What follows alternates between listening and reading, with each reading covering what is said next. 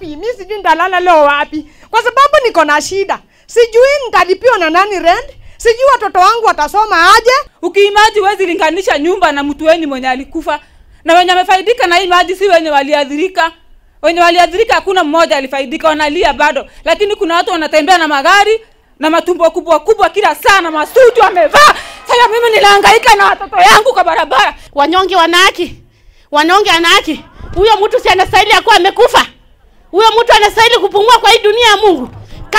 Kama ni Mkenya Susan, kama ni wewe ungekuwa India saa hii, atumeua watu 45, Mungu ungekuwa. God is there. Na Mungu sio kama mtu. Haangalia ati mtu ako na mabilioni na eka 3000 kwa hivyo anamfanyia yenye hawafanyii. Msifikiri ati mnasaidiwa, mnapatiwa haki yenu. And don't be embarrassed kusimama kudemand haki yenu. Mambo ya atukusema ati mikutano haijakubaliwa Elisha na siku za Moi. Kwanza tulisema huyu chief aondolewe hapa immediately. Chief bado yako hapa?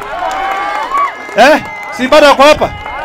Kama mwenyekiti wa masuala ya sheria na haki za kibinadamu kule Senate, ndahakikisha all the recommendations by the Hado Committee that were chaired by Senator Mutula Kilonzo Jr. are fully implemented.